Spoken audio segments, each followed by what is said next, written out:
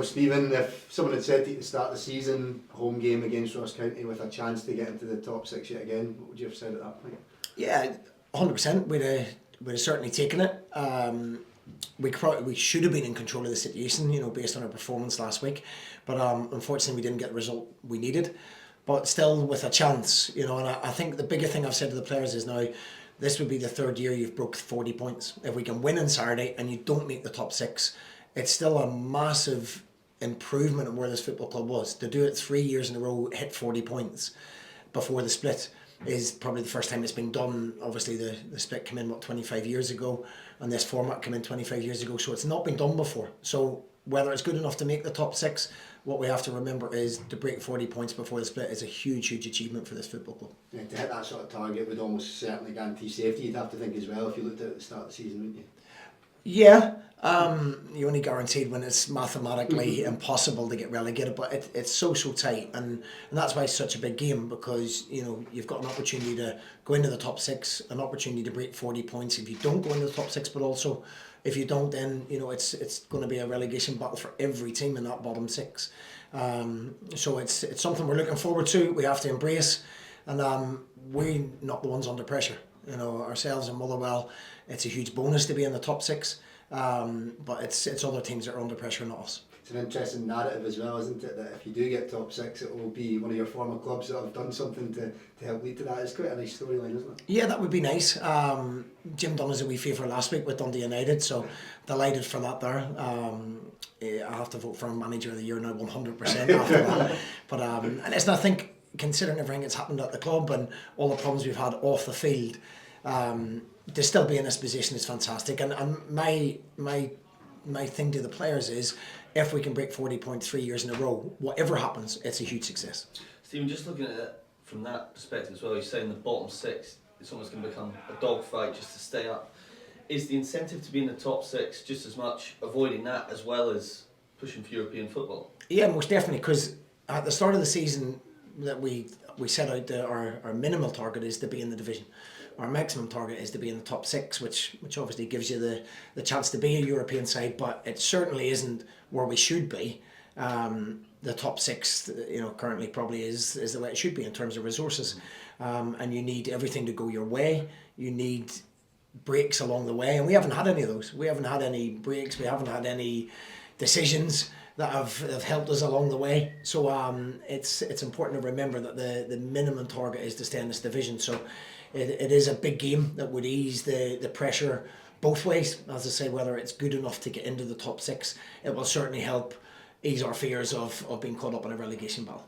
How do you approach it, a game like this? Will you be looking elsewhere? Will you have someone watching the Motherwell Hearts game? Will you be telling your boys, just focus on ourselves, if we win, I'm sure we'll get in? How do you approach it? We win the game. As I say, we're not talking too much about top six. Top six will take care of itself, depending on things that we can't really influence. The only thing we can influence is winning the game. And as I keep repeating myself, if we win the game, we'll go up on 41 points. So that is a massive achievement, and as you've rightly pointed out, it gives you a little bit of breathing space from the bottom. If it manages to get us into the top six, then we'll have a very good night. And you said the pressure's off for this game, but do you, when it's a game of this size and what it means for the club if you do win and do get in top six, do you change your approach this week in the build up to the game at all? No, not at all. We've had exact same week. We believe our preparation is very good. We believe that our performance against Dundee was better than Kilmarnock, but the results lead everybody to say the complete opposite. We played really well. We created lots of chances, and it was a better performance than the Kilmarnock game. The outcome wasn't because we weren't clinical enough and we weren't ruthless enough at both ends.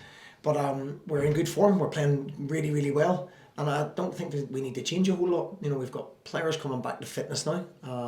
Big Alex will be back involved. Conor McMenamin will be back involved. So it gives us real live options going into these last 6 games. And I don't feel there's a whole need to change a lot of things. And when it comes to this game, how much does what happens this weekend accelerate or change your plans for next season? It doesn't. It's I think I've said this previously. It may make a difference with one player, maybe 2. We've got parameters we have to work for. 2, sorry, and we're a fan of a football club.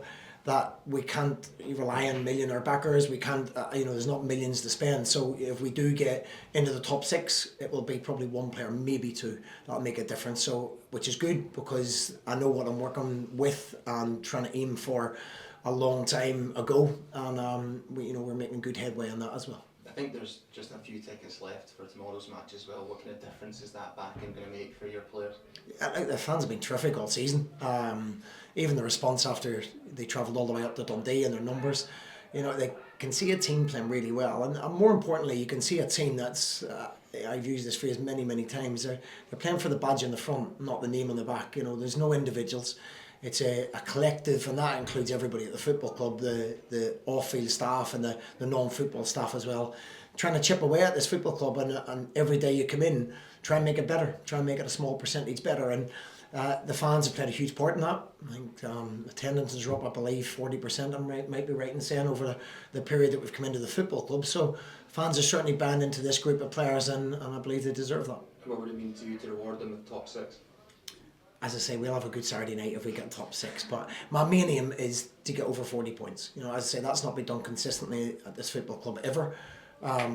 So it shows that it's not a one-off. You can have a one-off or everything goes your way and you get really lucky. We've done it, and we've been very close to doing it 3 years in a row. And if we can finish that off, it would be a real achievement. Is the only updates to the squad Alex Akabiti and Conor McMenamin back? They're back, yeah. Evan Mooney's making great progress, but it's a bit too early for him at the moment. I've no other injuries. No, we've got a fully fit squad other than that. So yeah, it'll be a lot of hard decisions for the bench, never mind the starting 11.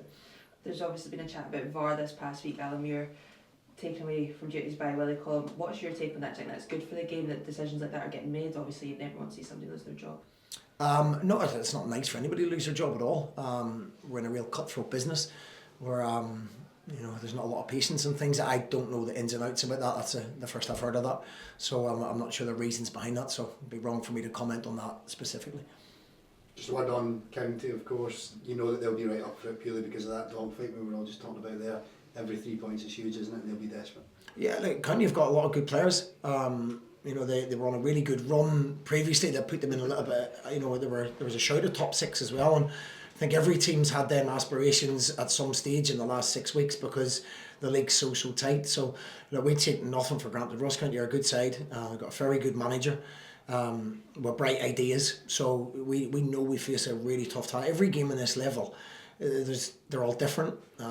There's nothing you can take for granted. You see the results. There's nothing that's predictable in this league. Even the top teams losing games where on paper they should not lose. So yeah, we will be 100% focused on ourselves. We can't affect anything that's going on in another game. And I say if we can focus on getting over 40 points, the other game will take care of itself. Thank Cheers, you. thank you. Thank you.